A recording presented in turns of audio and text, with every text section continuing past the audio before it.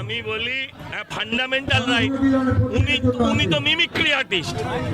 আমি বলবো ওনাকে একবার ওই কুণাল ঘোষের বাড়ির সামনে গিয়ে একটা স্টেজ আমি বেঁধে দেবো, যা খরচা হয়, যা ওনার শিল্পের যা দাম হয়, একবার কুণাল ঘোষের মিমিক্রি করতে। কি বলবো, এখন সাংসদ যদি বলে মিমিক্রিটা শিল্প, নিশ্চয়ই শিল্প। তাহলে তুমি করো, দিদির মিমিক্রি করো। আমরা যদি এখন দেখাই ল্যাংড়া পায়ে কিভাবে ফুটবল খেলছে, সেটা ভালো লাগবে, সেটা সমীচীন হবে। হ্যাঁ হ্যাঁ হ্যাঁ, চপের পর বিসর্জনের পর মানে কার্নিভাল, শিল্পের পর এখন মিমিক্রি শিল্প। বিজেপি নেতা সজল ঘোষ কাকে উদ্দেশ্য করে বললেন সেটাও বুঝতে পেরেছেন আপনারা। তৃণমূল সাংসদ কল্যাণ বন্দ্যোপাধ্যায়কে মিমিক্রি আর্টিস্ট বলে ব্যঙ্গ করলেন বিজেপি নেতা সজল ঘোষ। সোমবার হাওড়ায় এক অনুষ্ঠানে গিয়ে সজল ঘোষ বলেন, মিমিক্রি যদি করতেই হয় আমার মতে ওনার কুণাল ঘোষের বাড়ির সামনে গিয়ে কুণাল ঘোষের মিমিক্রি করা উচিত। মঞ্চ বাঁধার খরচ আমি দিয়ে দেব। মিমিক্রি যদি একটা শিল্প হয় তাহলে উনি দিদির মিমিক্রি করুন। আমরা যদি মিমিক্রি দেখাই উনি ল্যাংড়া পায়ে কীরকম ফুটবল খেলছেন, সেটা কি তখন ভালো লাগবে? সেটা কি সমীচীন হবে?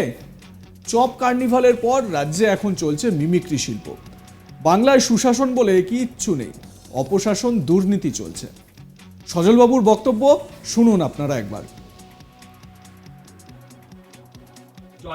আমি বলি ফান্ডামেন্টাল রাইট, উনি তো মিমিক্রি আর্টিস্ট। আমি বলবো ওনাকে একবার ওই কুণাল ঘোষের বাড়ির সামনে গিয়ে একটা স্টেজ আমি বেঁধে দেবো, যা খরচা হয়, যা ওনার শিল্পের যা দাম হয়, একবার কুণাল ঘোষের মিমিক্রি করতে। কি বলবো, এখন সাংসদ যদি বলে মিমিক্রিটা শিল্প, নিশ্চয়ই শিল্প। তাহলে তুমি করো, দিদির মিমিক্রি করো। আমরা যদি এখন দেখাই ল্যাংড়া পায়ে কিভাবে ফুটবল খেলছে, সেটা ভালো লাগবে, সেটা সমীচীন হবে। হ্যাঁ হ্যাঁ হ্যাঁ, চপের পর বিসর্জনের পর মানে কার্নিভাল, শিল্পের পর এখন মিমিক্রি শিল্প। প্রসঙ্গত হুগলির শ্রীরামপুরে কল্যাণ ব্যানার্জি প্রতিবারের মতো সভামঞ্চ থেকে সংসদের বাইরে উপরাষ্ট্রপতিকে মিমিক্রি বিতর্কে প্রতিক্রিয়া দেন। বলেন, মিমিক্রি নতুন কিছু নয়, মিমিক্রি একটা আর্ট। আর্ট যদি কেউ না বোঝে তাহলে আমিও অপারগ। কল্যাণ ব্যানার্জি তার সংসদীয় এলাকা থেকে এ বিষয়ে কি বলেছেন শোনাই তার বক্তব্যটা। মিমিক্রি তো লোকসভার বাইরে আমরা অনেক দেখেছি, কিন্তু লোকসভার মধ্যে প্রথম মিমিক্রি যার দেখেছি তার নাম হচ্ছে নরেন্দ্র মোদী। দেখেছেন ছবি, দেখেছেন তো? কি দেখেছিলেন? না আমি টাঙিয়ে দেবো কিছুদিন পর সব ওই কি বলে ওগুলো, এলআইডি না কি বলে, কেমন করে করছে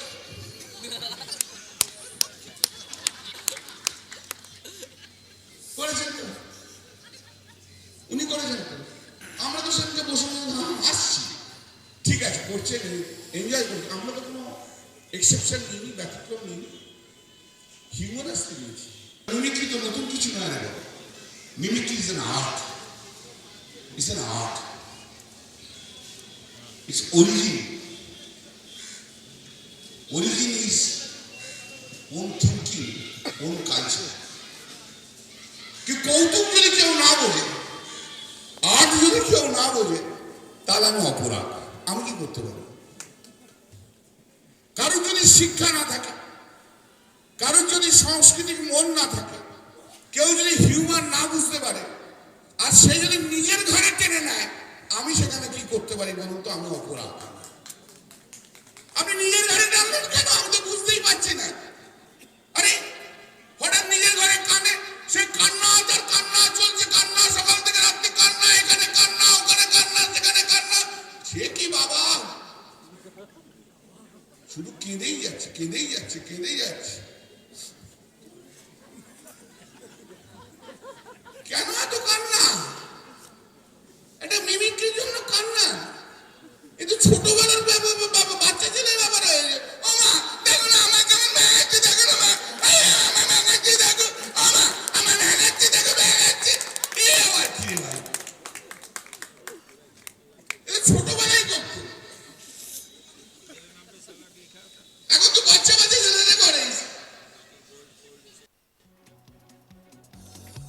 নরেন্দ্র মোদীর প্রসঙ্গ থেকে শুরু করে ছোটবেলায় বাচ্চারা কিভাবে কান্নাকাটি করে সব কিছুই বলে দিলেন কল্যাণ ব্যানার্জি। মানে এই যে মিমিক্রি বিতর্ক, সেই মিমিক্রি বিতর্কে কিন্তু কল্যাণ ব্যানার্জি একেবারে অনর, এবং তিনি বলছেন যে এটা একটা আর্ট যদি কেউ বুঝতে না পারে তাতে তিনি একদম অপারগ। সত্যি কথা বলতে কল্যাণ বন্দ্যোপাধ্যায়ের এই যে নতুন বক্তব্য শ্রীরামপুরে, সেই বক্তব্য শুনতেও কিন্তু বেশ এনজয় করলাম আমি।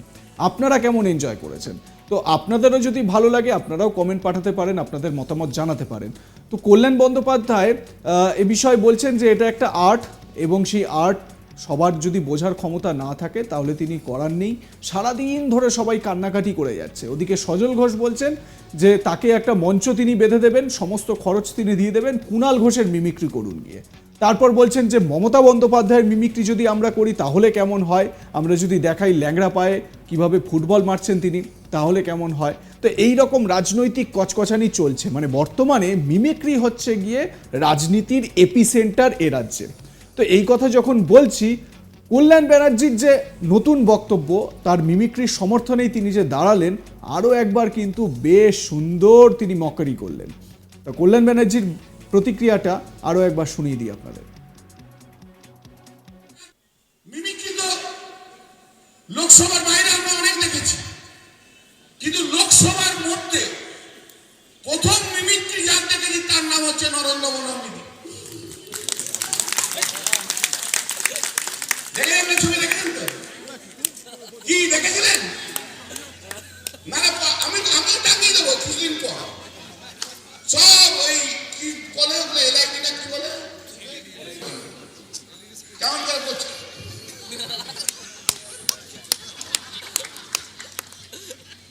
করেছেন তো, উনি করেছেন তো, আমরা তো সেদিকে বসে আসছি, ঠিক আছে করছেন, এনজয় করছি, আমরা তো কোনো এক্সেপশন নিইনি, ব্যতিক্রম নিইনি, হিউমারাসলি নিয়েছি।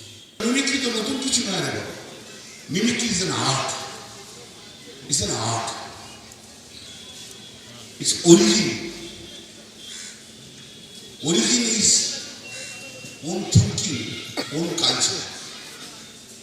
কি কৌতুক যদি কেউ না বোঝে, আর্ট যদি কেউ না বোঝে, তাহলে আমি অপরাধ।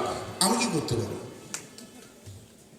কারোর যদি শিক্ষা না থাকে, কারোর যদি সাংস্কৃতিক মন না থাকে, কেউ যদি হিউমার না বুঝতে পারে, আর সে যদি নিজের ঘরে টেনে নেয়, আমি সেখানে কি করতে পারি বলুন তো? আমি অপরাধ।